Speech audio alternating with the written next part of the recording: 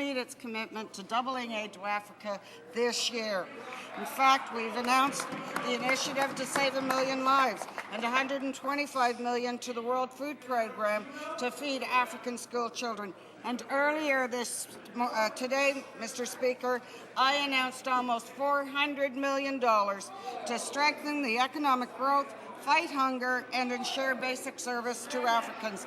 I'm proud to be part of a government that is delivering to Africa and getting things done. L'honorable député d'Outremont. À l'ordre. Merci, Monsieur le Président. Mr. Speaker, there's a clear rule at Treasury Board requiring multiple bids above $25,000. The Minister of Finance breached that rule. He gave a contract to one of his buddies for $122,000. It's a fundamental issue of public trust. In the last election, the Conservatives, in the wake of Liberal scandal, promised even higher ethical standards. What we've got is a Prime Minister who's refusing to apply the rules. Does he realize that by putting themselves above the rule, they're signaling to the public that the rules don't count when it comes to the government, and they're breaching the trust?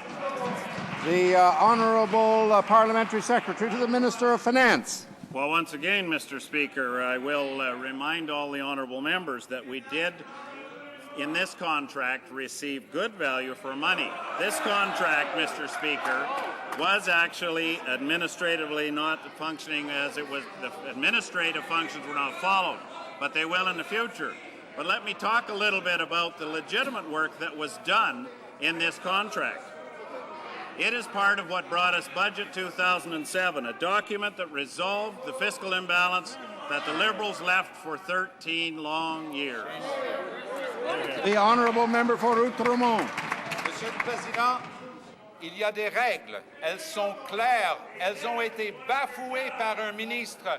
Alors, plutôt que de nous envoyer un de ses députés d'arrière-ban pour le protéger, pourquoi est-ce que le Premier ministre n'a pas le courage de se lever dans cette Chambre et de sanctionner son ministre qui a donné 122 000 $ à un de ses copains pour un discours de 20 pages en flagrante contravention des règles? Pourquoi il n'y a pas de sanction pour ces ministres alors qu'on demande au public de respecter les lois? L'Honourable Secrétaire parlementaire du Ministre des Finances. Well, thank you, Mr. Speaker. And once again, I will remind this honourable member of what I have answered many times before. Good value for money was provided. This good value went into the budget, Budget 2007, a budget that resolved the fiscal imbalance in massive infrastructure funding like this country has never seen before, Mr. Speaker. Something that the Liberals, by the way, voted against, as did the NDP. Very surprising, Mr. Speaker, that they would go home to their constituents and admit that they didn't vote for 30